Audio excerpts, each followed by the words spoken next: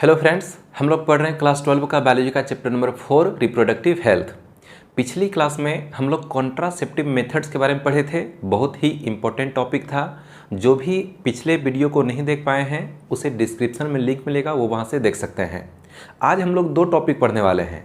एक हम लोग पढ़ेंगे एमटीपी या अबॉर्शन और दूसरा पढ़ेंगे एमनियोसिंथेसिस।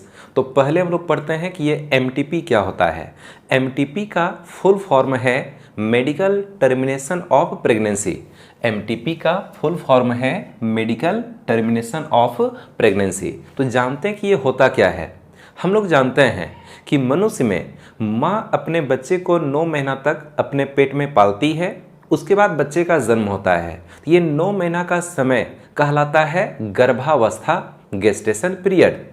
अब यदि गेस्टेशन पीरियड पूरा होने से पहले ही बच्चे को नष्ट कर दिया जाए, जन्म के पहले ही बच्चे को मार दिया जाए, तो हम इस घटना को कहते हैं एमटीपी यानी कि मेडिकल टर्मिनेशन ऑफ प्रेगनेंसी।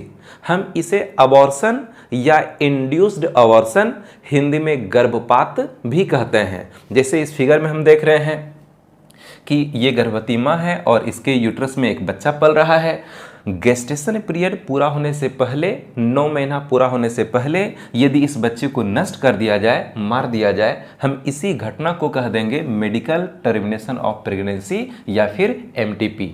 तो देखते हैं यहाँ क्या लिखा हुआ है। गेस्टेशन पीरियड पूरा होने से पहले अनबॉर्न चाइल्ड को नष्ट करना कहलाता है एमटीपी। हम इसे अबॉर्शन या इंड्यूस्ड अबॉर्शन भी कहते हैं। हिंदी में इसको कहा जाता है गर्भपात। हिंदी में इसको कहा जाता है गर्भपात। हिंदी में इसको गर्भपात कहते हैं। हम लोग जानेंगे कि एमटीपी का क्या प्रक्रिया रहता है, लेकिन उससे पहले हम लोग जानते हैं कि एमटीपी के लिए क्या आंकड़ा है और क्या इसका कानूनी प्रक्रिया रहता है। एमटीपी अगर कराना है तो कुछ कानूनी प्रक्रिया से करके गुजरना पड़ता है। अपने देश में इसके लिए क्या कानून बना हुआ है, इसको भी हम लोग समझते हैं। यहाँ पर लिखा हुआ है 45 से 50 मिलियन यानी 4.5 से 5 crore MTP per year in world, यानी कि पूरे विश्व में हर साल 4.5 से 5 करोड़ एमटीपी होता है।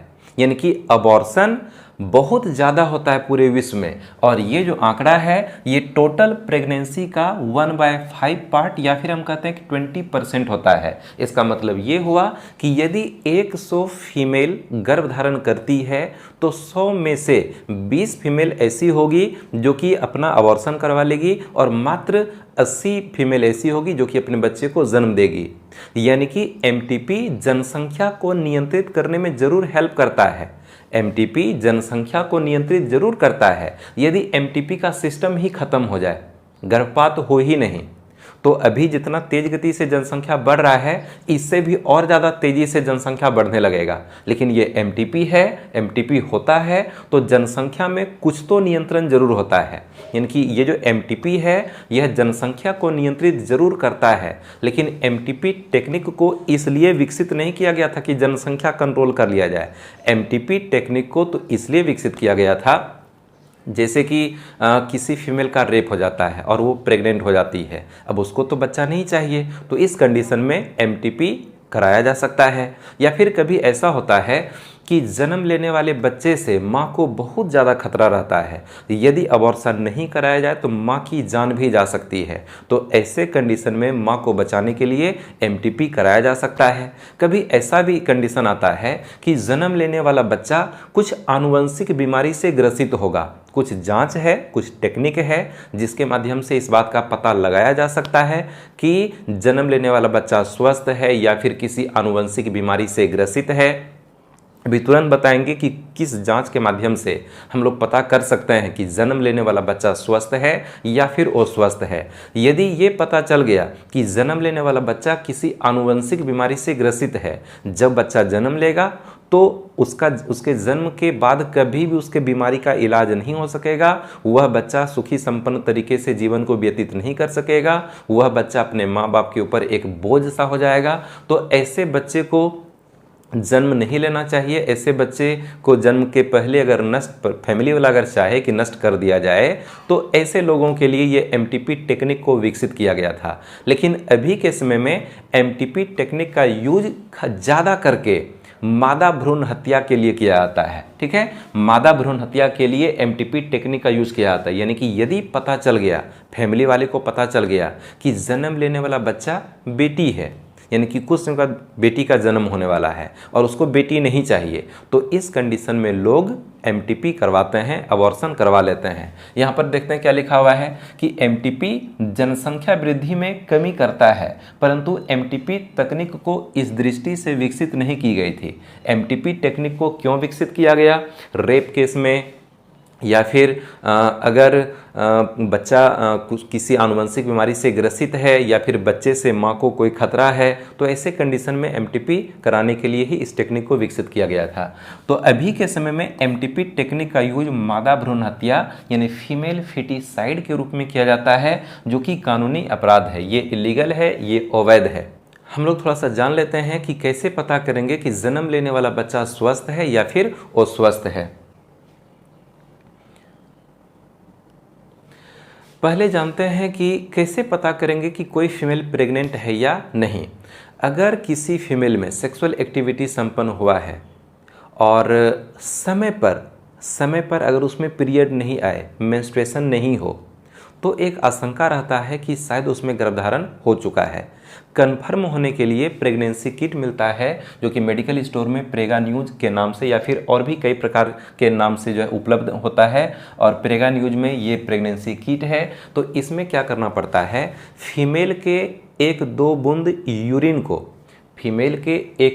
यूरिन को यहाँ पर डालना हो। तो यहाँ पर एक छोटा सा गड्ढा रहता है, और जब यूरिन को डाला जाता है तो ये जो स्क्रीन है यहाँ पर या तो एक रेड लाइन आएगा या तो 2 रेड लाइन आएगा।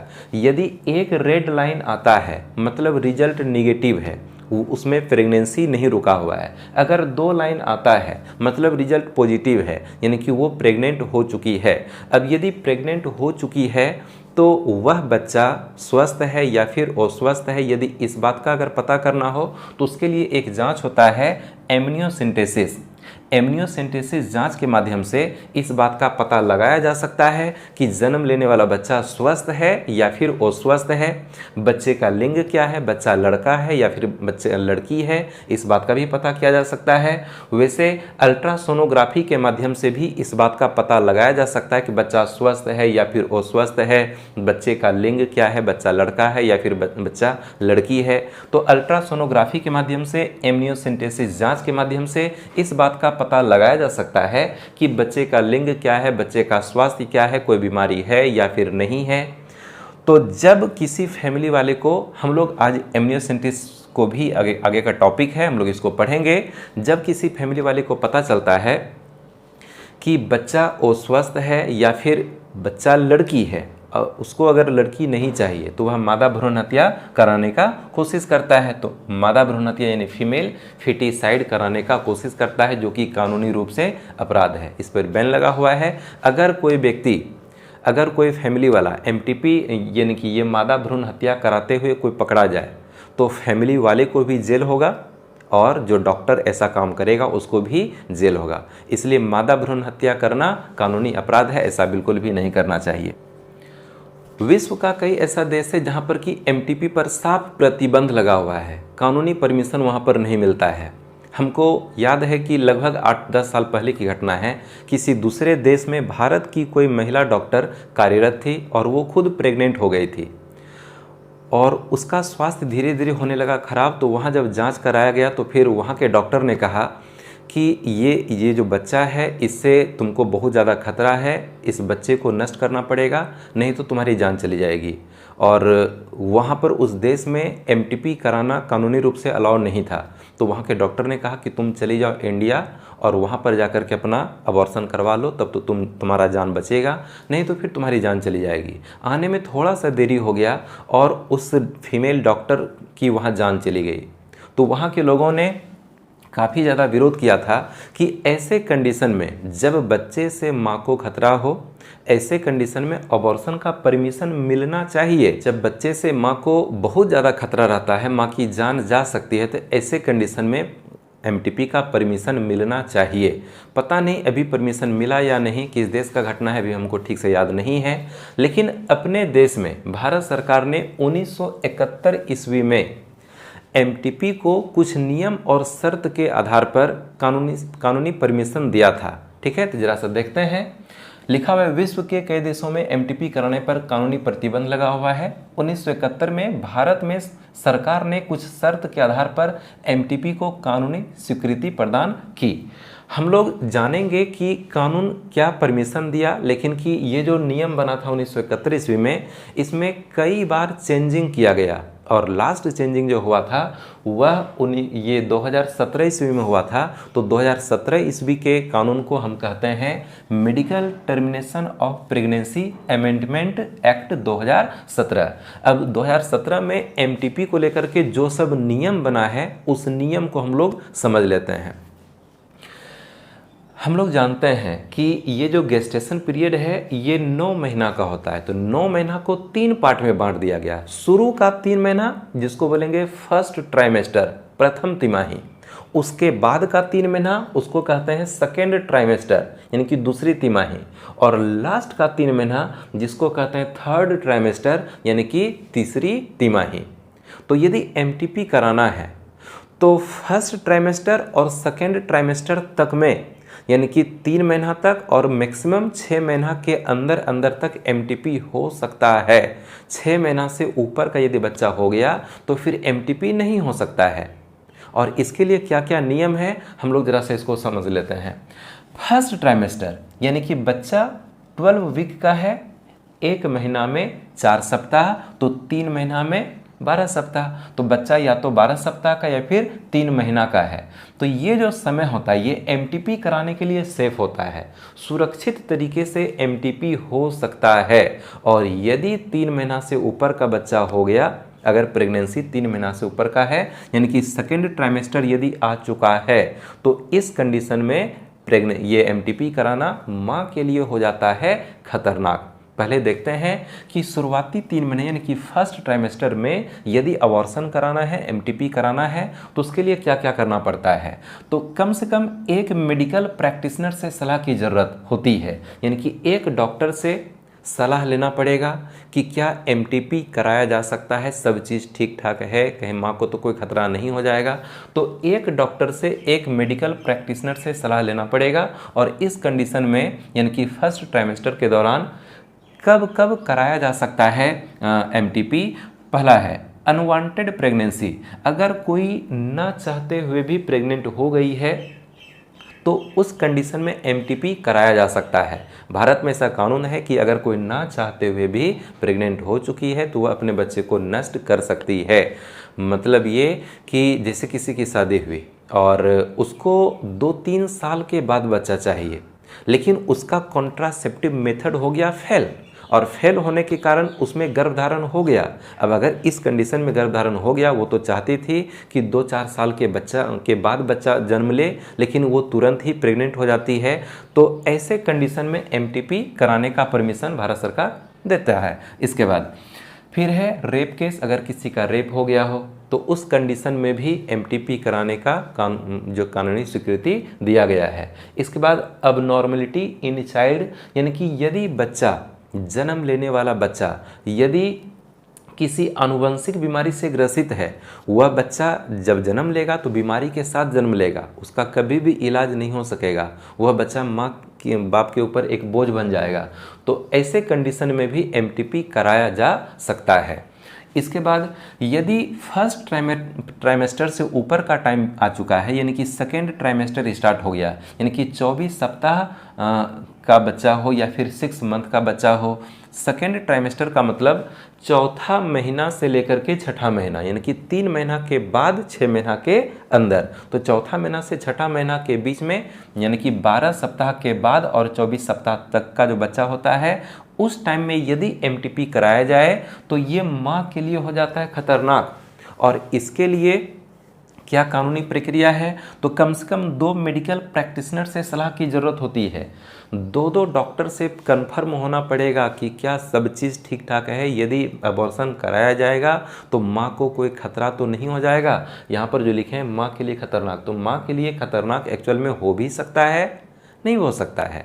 हो सकता है कि 6 महीना के अंदर तक का बच्चा का एमटीपी सुरक्षित तरीके से हो जाए, माँ को दिक्कत ना हो, लेकिन यहाँ ज़्यादा चांस यही रहता है कि माँ के लिए खतरनाक हो सकता है।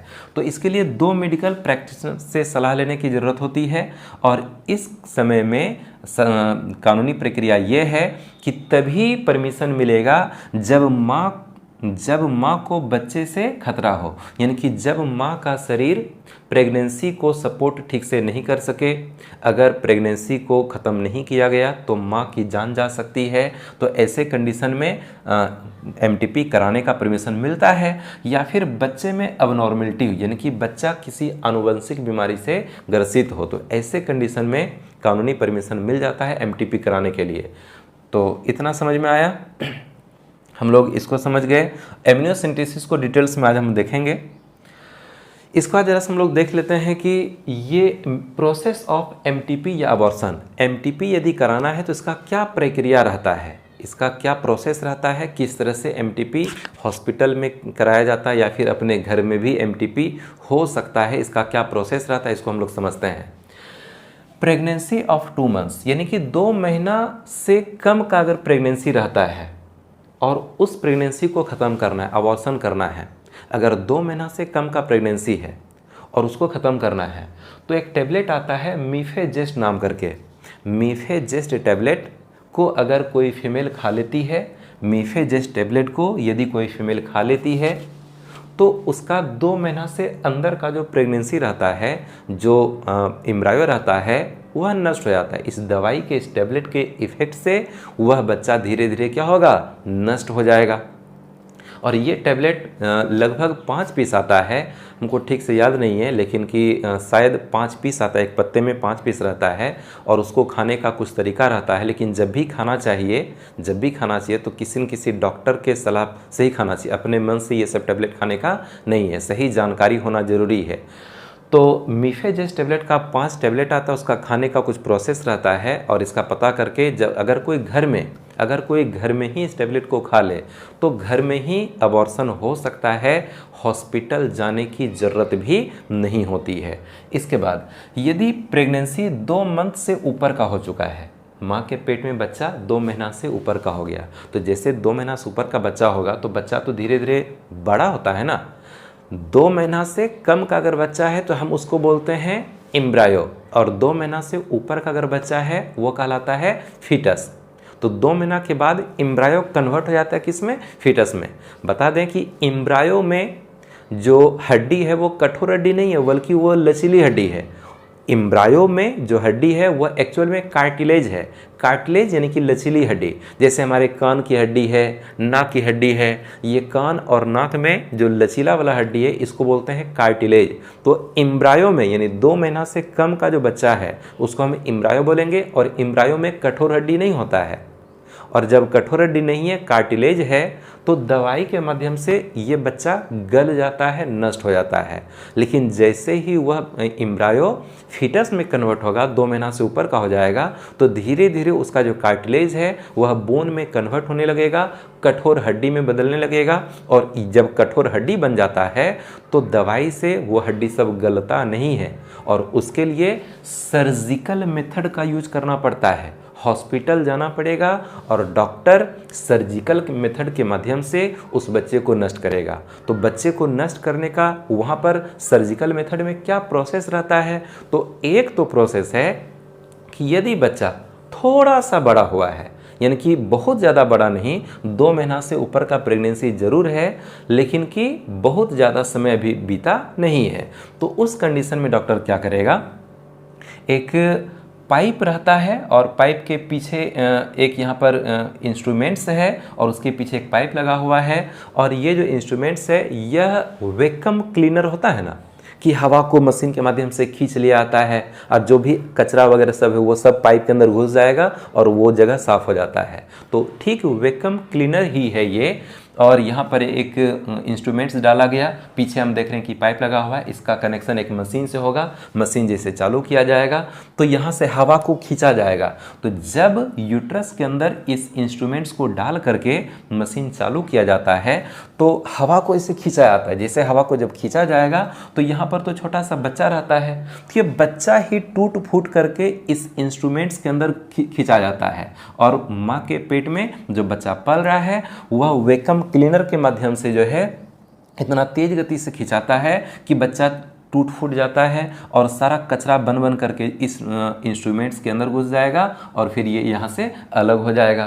तो एक तो तरीका ये रहता है, अगर बच्चा थोड़ा और बड़ा हो गया है, यदि बच्चा थोड़ा और बड़ा हो गया, उस बच्चे का हड्डी और थोड़ा सा मजबूत हो गया, तो फिर इस वैक्यूम क्लीनर के माध्यम से बच्चा को नष्ट नहीं किया जा सकता है। तो फिर क्या करना पड़ेगा, तो फिर कुछ और इंस्ट्रूमेंट्स जैसे कि कुछ कैंची, कुछ और औजार का यूज करना पड़ता है। फीमेल के वजीना को इस तरह से फैला दिया जाता है और कैंची को अंदर डाला जाता है और जब कैंची को अंदर डाला जाएगा तो बच्चे के हर अंग को धीरे धीरे काट दिया जाता है। जैसे कि यहाँ पर बच्चे का पैर होगा तो कैंची को इस तरह से डाला गया और पैर को इस तरह से फंसा लेगा और फंसा करके इस तरह से इसको कट कर दिया जाएगा। तो पैर को कट कर दिया, हाथ को कट कर दिया, बॉडी को कट कर दिया, लास्ट में जो ब्रेन है इस ब्रेन को भी कट कर दिया जाता है, यानी कि बच्चे को टुकड़ा टुकड़ा कर दिया जाता है। बहुत ज़्यादा खतरनाक प्रोसेस है ये। और फिर बच्चे का जो टुकड़ा है उसको धीरे धीरे यहाँ से बाहर निकाल लिया जाता है। तो ये प्रोसेस रहता है सर्जिकल मेथड में कि अगर छोटा बच्चा है, बहुत ज़्यादा बड़ा नहीं है, तो उसको वैक्यूम क्लीनर के माध्यम से खींच करके बाहर निकाला जा सकता है। बच्चा अगर थोड़ा सा बड़ा हो गया है तो फिर उसको कैंची के माध्यम से काट करके, कुछ औजार के माध्यम से काट करके बच्चे को बाहर निकाला जाता है। तो ये प्रोसेस है सर्जिकल मेथड ऑफ एमटीपी का। उम्मीद है कि एमटीपी समझ में आया होगा। हमारा जो अगला टॉपिक है वह है एमनियोसिंथेसिस। हमारा अगला टॉपिक है एमनियोसिंथेसिस। तो हम लोग जानेंगे कि ये एमनियोसिंथेसिस है क्या। अभी हम यहाँ पर इस फिगर में देख पा रहे हैं कि ये कोई प्रेग्नेंट मदर है और इस प्रेग्नेंट मदर में इसका जो यूट्रस है, तो यूट्रस में एक एम्ब्रायो पल रहा है। तो ये एम्ब्रायो या फिर फीटस अगर 2 महीना से कम का है बोलेंगे एम्ब्रायो, 2 महीना से ऊपर का है हम इसको बोल देंगे फीटस। तो होता क्या है कि ये जो बच्चा है माँ के यूट्रस के अंदर तो है, ये है यूट्रस का लाइनिंग, ये व्हाइट वाला जो लाइनिंग है ये हो गया यूट्रस का लाइनिंग। तो माँ के यूट्रस में तो बच्चा रहता है, लेकिन बच्चा एक बैग लाइक स्ट्रक्चर के अंदर रहता है। ये जो बैग लाइक स्ट्रक्चर है इसको हम कहते हैं एमनियोटिक कैविटी। ये जो बैग लाइक, ये जो ब्लू वाला लाइनिंग है, ब्लू कलर से जो लाइनिंग है, ये जो एक थैली है, इस थैली के अंदर में बच्चा है। हम इस ब्लू वाले थैली को कहते हैं एमनियोटिक कैविटी। और एमनियोटिक कैविटी की जो झिल्ली है, इस झिल्ली को हम कहते हैं एमनियॉन। एमनियोटिक कैविटी की जो झिल्ली है, इस झिल्ली को कहते हैं एमनियॉन। और इस झिल्ली के अंदर यानी कि जो एमनियोटिक कैविटी है इसमें एक लिक्विड भरा हुआ रहता है। इस लिक्विड को हम कहते हैं एमनियोटिक फ्लूइड। इस लिक्विड को हम कहते हैं एमनियोटिक फ्लूइड। और ये जो एमनियोटिक फ्लूइड है इसमें बच्चा डूबा हुआ रहता है। बच्चा इसमें बिल्कुल एक तरह से हम कहते हैं कि तैरते रहता है। और ये जो एमनियोटिक फ्लूइड है ये बच्चे को काफ़ी ज़्यादा सपोर्ट करता है, बच्चे को चोट वगैरह सबसे बचाने का काम करता है। तो होता क्या है कि ये जो एम्ब्रायो या फीटस है इसके स्किन से, इसके त्वचा पर से कई सेल्स निकल करके इस एमनियोटिक फ्लूइड, इस लिक्विड में आते रहता है। त्वचा पर से कई कोशिकाएं निकल करके उस लिक्विड में जा करके मिलते रहता है। तो इस एमनियोटिक फ्लूइड में क्या आ गया, इस एम्ब्रायो या फीटस का सेल्स, कई कोशिका इस लिक्विड में आकर के मिल गया है। जब इस एम्ब्रायो से यूरिन डिस्चार्ज होता है, जब यूरिन डिस्चार्ज होगा तो यूरिन के साथ साथ कुछ केमिकल्स, कुछ प्रोटीन्स भी इस एमनियोटिक फ्लूइड में आते रहता है। यानी ये जो एम्ब्रायो है ये यूरिन भी डिस्चार्ज करेगा और जब यूरिन डिस्चार्ज होगा तो इसके यूरिन में कुछ केमिकल्स मौजूद होगा, कुछ प्रोटीन मौजूद होगा और वो दोनों कहाँ गया, एमनियोटिक फ्लूइड में आ गया। तो एमनियोटिक फ्लूइड में एम्ब्रायो का क्या क्या आ गया, सेल्स आ गया। यहाँ पर हम देख रहे हैं ये गोल गोल रेड कलर से सेल्स आ गया।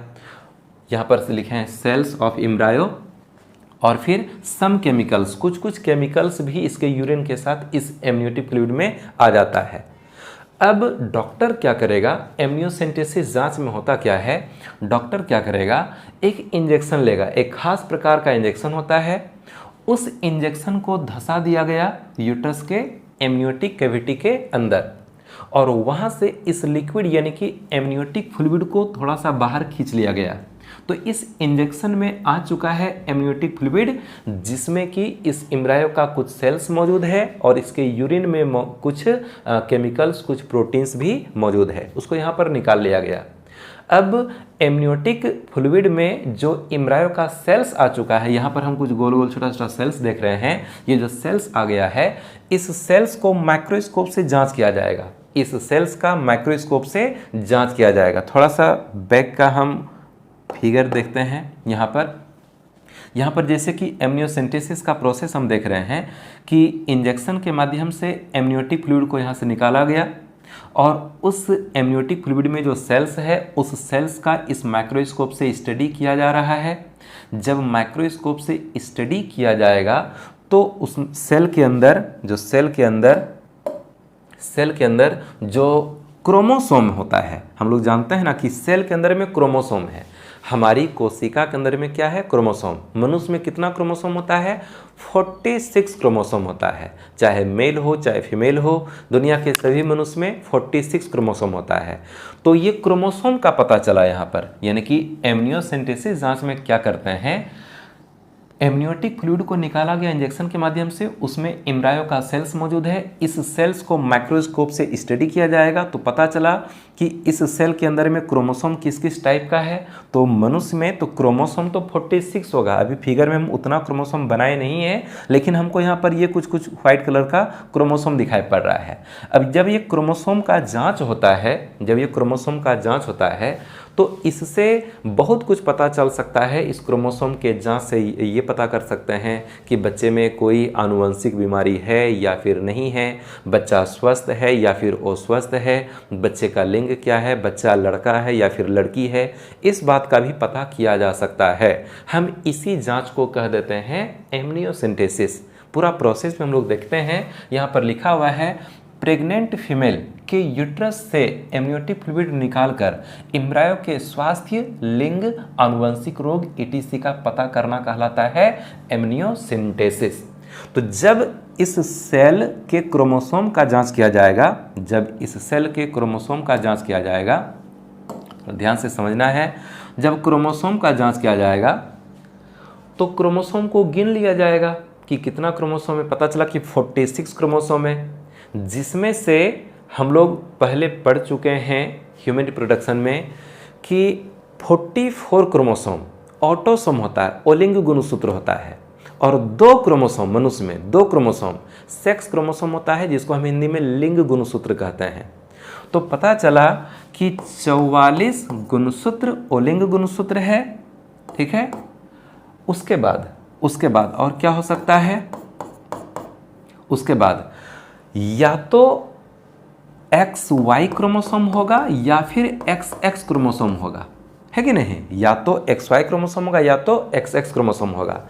यदि एम्ब्रायो के सेल के अंदर XY क्रोमोसोम का पता चलता है, मतलब ये कि यह मेल है, ठीक है, लड़का का जन्म होने वाला है। और यदि एम्ब्रायो के सेल के अंदर XX क्रोमोसोम का पहचान होता है, मतलब ये फीमेल है, यानी कि लड़की का जन्म होने वाला है। जब क्रोमोसोम का जांच होता है ना, तो XY क्रोमोसोम का भी पहचान हो जाता है। X क्रोमोसोम थोड़ा लंबा होता है, Y क्रोमोसोम थोड़ा सा छोटा होता है, ये लास्ट पेयर है क्रोमोसोम का। तो जब XY क्रोमोसोम का पहचान होगा, मतलब कि वो लड़का है, XX क्रोमोसोम का पहचान होगा, मतलब कि वो लड़की है। यानी कि जन्म से पहले ही ये बात पता चल जाता है कि जन्म लेने वाला बच्चा लड़का है या फिर लड़की है। और यदि फीमेल है, ठीक है, यदि फीमेल है तो फैमिली वाले को अगर वो लड़की नहीं चाहिए, अगर बेटी नहीं चाहिए, कई ऐसा लोग होता है जिसको कि बेटी नहीं चाहिए, तो वो लोग क्या करना चाहेगा, वो फीमेल फिटिसाइड करने का प्रयास करेगा। वह क्या करना चाहेगा, वह फीमेल फिटिसाइड यानी कि मादा भ्रूण हत्या करने का कोशिश करेगा, और इसके लिए उसको क्या करना पड़ेगा, अबॉर्शन करना पड़ेगा या एमटीपी करना पड़ेगा।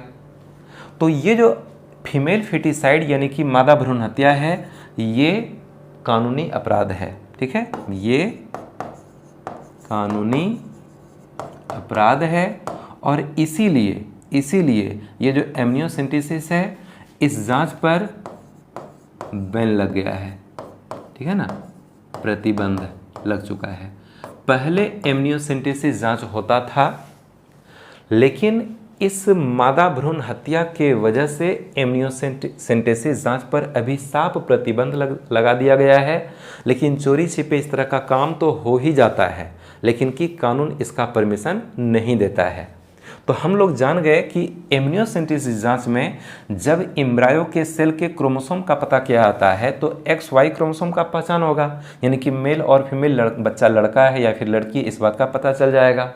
और कई प्रकार के आनुवंशिक बीमारी का भी पता चलता है। तो आनुवंशिक बीमारी का कैसे पता चलता है, थोड़ा सा हम लोग इसको समझ लेते हैं। इतना पता चला ना कि एम्ब्रायो के सेल का स्टडी करेंगे और क्रोमोसोम दिख जाएगा। तो क्रोमोसोम जब दिखता है तो क्रोमोसोम से बच्चा के लड़का या लड़की होने का पता चलता है। साथ ही साथ कुछ आनुवंशिक बीमारी का भी पता चलता है कि यदि बच्चा स्वस्थ है तो पता चल जाएगा, यदि बच्चा में कोई आनुवंशिक बीमारी है तो भी पता चल जाएगा। थोड़ा सा बीमारी का पता कैसे चलता है इसको देख लेते हैं। क्रोमोसोम से रिलेटेड जो बीमारी होता है, यानी कि क्रोमोसोम से रिलेटेड कोई भी अगर बच्चे में बीमारी है तो हम इस तरह के आनुवंशिक बीमारी को कह देते हैं डिसऑर्डर। यानी कि बच्चा में क्रोमोसोम से रिलेटेड जो भी बीमारी होगा, इस बीमारी को बोल देंगे डिसऑर्डर। ये डिसऑर्डर दो तरह का होता है, एक है क्रोमोसोमल डिसऑर्डर और एक है मेंडेलियन डिसऑर्डर। तो बारी बारी से हम लोग देख लेते हैं कि क्या है क्रोमोसोमल डिसऑर्डर और मेंडेलियन डिसऑर्डर। थोड़ा ध्यान से समझना है। मान लिया कि ये क्रोमोसोम है पेरेंट का, क्रोमोसोम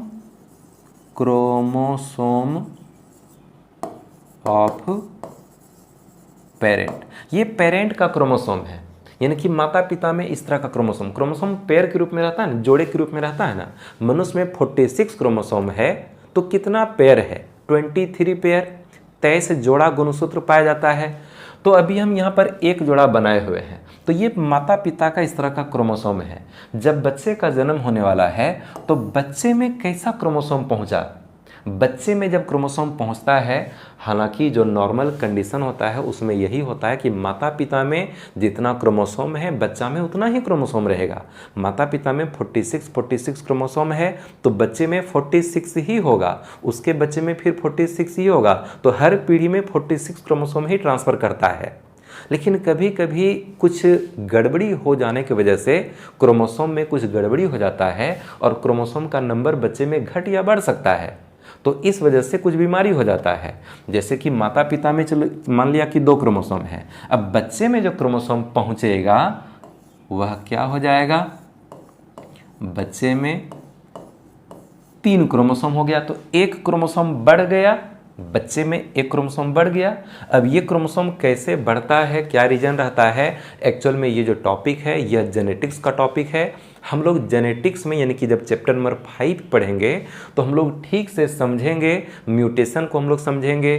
तो ये म्यूटेशन वाला टॉपिक है, अभी हम लोग इसको डिटेल्स में नहीं देख रहे हैं, बस बता रहे हैं कि एमनियोसेंटेसिस जांच से किस तरह के आनुवंशिक बीमारी का पता किया जाता है। हम लोग इसको ठीक से समझेंगे जेनेटिक्स में चैप्टर नंबर 5 में। अभी उतना मतलब नहीं है, बस थोड़ा सा हम बता रहे हैं। अगर समझ में आता है तो ठीक है, जिसको जेनेटिक्स का जानकारी होगा उसको ज़रूर समझ में आएगा, और जिसको जेनेटिक्स का जानकारी नहीं है उसको प्रयास करना है कि हम इसको समझ पाएँ। तो हम बोले कि पेरेंट में इस तरह से 2 क्रोमोसोम है, और बच्चे का जब जन्म हुआ तो बच्चे में एक एक्स्ट्रा क्रोमोसोम आ गया, 3 क्रोमोसोम हो गया। या फिर बच्चे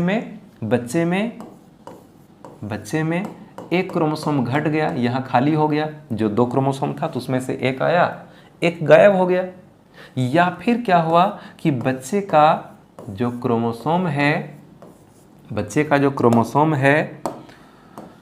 इसके टुकड़े में कुछ ना कुछ चेंजिंग हो गया, यानी कि हो सकता है कि बच्चे में कुछ ऐसा क्रोमोसोम आ गया जिसमें कोई पार्ट, कोई टुकड़ा क्रोमोसोम का टूट चुका है, गायब है, कुछ टुकड़े का कमी हो गया, या फिर क्रोमोसोम में कुछ टुकड़ा बढ़ चुका है, क्रोमोसोम का लंबाई बढ़ गया है। तो जब क्रोमोसोम के टुकड़े में कोई चेंजिंग हो जाए कि एक टुकड़ा कट गया, जैसे कि पेरेंट में इतना बड़ा क्रोमोसोम था और बच्चा में जब क्रोमोसोम पहुंचा तो यहाँ से ऐसे कट गया और ये वाला टुकड़ा हट गया, तो छोटा क्रोमोसोम पहुंच रहा है बच्चा में, तो हम इसके बारे में बता रहे हैं। या फिर क्या हुआ कि किसी और क्रोमोसोम का कोई टुकड़ा आकर के इसके साथ में जुड़ गया, जुड़ेगा तो क्रोमोसोम का लंबाई क्या होगा, बढ़ जाएगा। तो जब क्रोमोसोम के टुकड़े में भी कोई तरह का चेंजिंग होता है तो उससे भी बच्चे में बीमारी उत्पन्न होगा। यानी कि ये जो क्रोमोसोम है ये किसका क्रोमोसोम है, तो क्रोमोसोम ऑफ चाइल्ड, ठीक है, क्रोमोसोम ऑफ चाइल्ड, ये बच्चे का क्रोमोसोम है। पेरेंट में जितना क्रोमोसोम है उसकी तुलना में बच्चे में या तो क्रोमोसोम का संख्या बढ़ जाए या तो क्रोमोसोम का संख्या घट जाए, या क्रोमोसोम के टुकड़े में कुछ ना कुछ चेंजिंग हो जाए, कोई टुकड़ा कट जाए या कोई टुकड़ा बढ़ जाए। तो इस कंडीशन में जो बीमारी उत्पन्न होगा उस बीमारी को हम कह देते हैं क्रोमोसोमल डिसऑर्डर। तो कौन कौन सा बीमारी है जरा से हम लोग देख लेते हैं। कई बीमारी है, एक है क्लाइनफिल्टर सिंड्रोम, क्लाइनफिल्टर सिंड्रोम बीमारी, हम लोग डिटेल्स में आगे पढ़ेंगे, आगे के चैप्टर में पढ़ेंगे। एक है टर्नर सिंड्रोम बीमारी, एक है डाउन सिंड्रोम बीमारी। इस तरह से और भी कई प्रकार का बीमारी होगा। अब मेंडेलियन डिसऑर्डर देख लेते हैं कि ये मेंडेलियन डिसऑर्डर है क्या। मेंडेलियन डिसऑर्डर में क्या होता है कि जैसे ये पेरेंट का क्रोमोसोम है, ये पेरेंट का क्रोमोसोम है, ये पेरेंट का क्रोमोसोम है, और बच्चे में जब क्रोमोसोम पहुंचेगा, जब बच्चे में क्रोमोसोम पहुंचेगा, जब बच्चे में यानी कि चाइल्ड का जो क्रोमोसोम है इसमें क्या हुआ, क्रोमोसोम में डीएनए होता है ना, क्रोमोसोम में क्या है, डीएनए।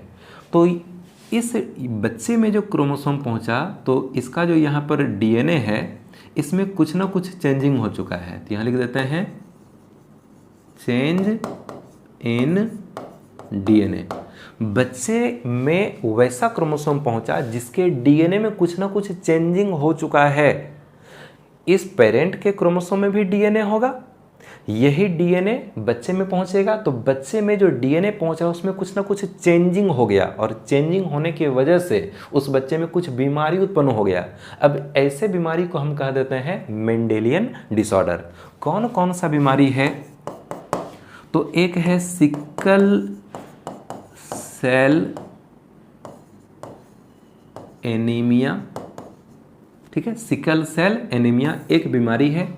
इसके बाद एक है नॉर्मल एनीमिया भी होगा, एनीमिया। एक है हीमोफीलिया, हीमोफीलिया। तो ये सब कुछ ऐसा बीमारी है जो कि क्रोमोसोम के डीएनए में चेंजिंग की वजह से उत्पन्न होता है। तो ऐसे बीमारी को हम कह देते हैं मेंडेलियन डिसऑर्डर। अब ये जो एमनियोसेंटेसिस जांच है, तो एमनियोसेंटेसिस जांच में क्या होता है कि क्रोमोसोम का पता चलता है। तो क्रोमोसोम का संख्या बढ़ गया है या घट गया है या टुकड़े में कोई चेंजिंग हो गया है, इस बात का तो पता चल जाएगा, ये तो दिखाई पड़ जाएगा माइक्रोस्कोप में। यानी कि एमनियोसेंटेसिस जांच से क्रोमोसोमल डिसऑर्डर का तो पता चलता है, क्योंकि क्रोमोसोम को देख करके बताया जा सकता है कि कोई बीमारी है या फिर नहीं है। लेकिन ये मेंडेलियन डिसऑर्डर का भी पता चल सकता है। तो मेंडेलियन डिसऑर्डर में पेरेंट में जितना क्रोमोसोम रहता है उतना ही क्रोमोसोम बच्चे में भी जाएगा, लेकिन कि ये जो डीएनए का जांच है, तो डीएनए उसमें माइक्रोस्कोप में दिखता नहीं है। तो फिर किस तरह से मेंडेलियन डिसऑर्डर का पता किया जाएगा, तो जैसे कि हम बताए कि वो जो एमनियोटिक फ्लूइड है, एमनियोटिक फ्लूइड में इम्ब्रायो का यूरिन भी जाता है, और इम्ब्रायो के यूरिन के साथ कुछ केमिकल्स रहता है, कुछ प्रोटीन्स रहता है। तो उस इम्ब्रायो के यूरिन के साथ जो केमिकल्स निकला हुआ है, जो प्रोटीन निकला हुआ है, उसका भी जांच होता है एमनियोसेंटेसिस में, और उस जांच से इस मेंडेलियन डिसऑर्डर का भी पता किया जा सकता है। तो ये जो टॉपिक है यह टॉपिक एक्चुअल में जेनेटिक्स का है, और जेनेटिक्स के बारे में जब हम लोग आगे पढ़ेंगे, जेनेटिक्स के बारे में जब हम लोग आगे पढ़ेंगे तो फिर वहाँ पर हम लोग इस डिसऑर्डर को ठीक तरह से समझ पाएंगे। और अभी हम लोग को इसके डिटेल्स को नहीं समझना है। और तो ये जो एमनियोसेंटेसिस जांच है, इस जांच से हमको ये पता चल जाता है कि बच्चा लड़का है या फिर लड़की है, और बच्चे में कोई आनुवंशिक बीमारी है या नहीं है। लेकिन इस जांच का मिसयूज होने लगा, और मिसयूज इसलिए होने लगा क्योंकि लोग को अगर पता चलता है कि ये बच्चा फीमेल है तो वो मादा भ्रूण हत्या कराने का कोशिश करता है। एक जानकारी यहाँ पर और दे दें कि ये जो एमनियोसेंटेसिस जांच है, ये जो एमनियोसेंटेसिस जांच है, यह जांच कब होगा? तो यह जांच होता है प्रेगनेंसी के 16 से 22वें वीक ऑफ प्रेगनेंसी। प्रेगनेंसी के 16वें से 22वें सप्ताह के बीच में ही एमनियोसेंटेसिस जांच हो सकता है। 16 सप्ताह के पहले एमनियोसेंटेसिस नहीं होगा, 22 सप्ताह के बाद एमनियोसेंटेसिस नहीं होगा। हम लोग अभी जाने ना कि शुरू का जो 3 महीना होता है, प्रेगनेंसी का जो 12 सप्ताह या फिर जो फर्स्ट ट्राइमेस्टर है, शुरुआती जो 3 महीना है, उसमें अबॉर्शन कराना माँ के लिए सही रहता है, उससे अबॉर्शन से कोई दिक्कत नहीं होता है। लेकिन जैसे सेकेंड ट्राइमेस्टर आ जाएगा तो उस टाइम में एमटीपी कराना, अबॉर्शन कराना माँ के लिए हो जाता है खतरनाक। तो ये जो एमनियोसेंटेसिस जांच है, ये 16वें से 22वें सप्ताह में ही कराया जाता है, यानी कि चौथा महीना से 5वां महीना के बीच में ही एमनियोसेंटेसिस जांच होता है। और चौथा महीना से 5वां महीना में जब एमनियोसेंटेसिस जांच होगा और उसके बाद यदि कोई अबॉर्शन कराने का प्रयास करे तो ये टाइम अबॉर्शन के लिए सेफ नहीं होता है। सेफ कब है? 12 सप्ताह के पहले, प्रथम 3 महीना के अंदर अंदर। और अगर 12 सप्ताह से ऊपर का बच्चा हो चुका है तो फिर वहाँ माँ को खतरा होता है। तो एमनियोसेंटेसिस जांच होता है 16 से 22वें सप्ताह के बीच में, और इस बीच में अगर जांच करने के बाद कोई अबॉर्शन कराने का प्रयास करे तो माँ के लिए खतरनाक होता है। इसलिए एमनियोसेंटेसिस को अपने देश में पूर्ण रूप से प्रतिबंधित कर दिया गया है, पूर्ण रूप से इसको बैन कर दिया गया है। कोई भी एमनियोसेंटेसिस जांच यहाँ पर नहीं करा सकता है। एमनियोसेंटेसिस जांच अगर कोई कराएगा तो फैमिली वाले को भी जेल होगा, और फिर जो डॉक्टर ऐसा काम करेगा उसको भी जेल हो जाएगा। तो ये एमनियोसेंटेसिस टॉपिक उम्मीद है कि क्लियर हो गया होगा, ठीक है। और शायद हमारा ये टॉपिक यहाँ हो जाता है कंप्लीट। तो अगर आपको नोट्स चाहिए तो टेलीग्राम ग्रुप ज्वाइन कर सकते हैं। आपको टेलीग्राम ऐप में सर्च करना है यूनिवर्सल बायोलॉजी, ग्रुप आएगा, खुद से आप ज्वाइन कर सकते हैं। आप मेरे हाथ से बना हुआ कुछ इमेज अगर देखना चाहते हैं तो फिर आप हमें इंस्टाग्राम पर फॉलो कर सकते हैं। आनंद कुमार बायो मेरा यूज़र नेम है, और डिस्क्रिप्शन में आपको लिंक मिलेगा, वहाँ से आप जा करके हमको फॉलो कर सकते हैं। स्क्रीनशॉट आपको क्लिक करना है, हर पेज का हम स्क्रीनशॉट क्लिक करवा देते हैं। यहाँ से स्क्रीनशॉट लेना है इस पेज का, इसके बाद इसका भी लेना है, इसका भी ले सकते हैं, इसका भी लेना है, इसका भी लेना है, इसका भी लेना है। तो हम लोग आज 2 टॉपिक कंप्लीट कर लिए, MTP medical termination of pregnancy और एमनियोसेंटेसिस। हम लोग मिलते हैं अगले वीडियो में आगे के टॉपिक के साथ। तब तक मन लगा करके पढ़ते रहिए। All the best.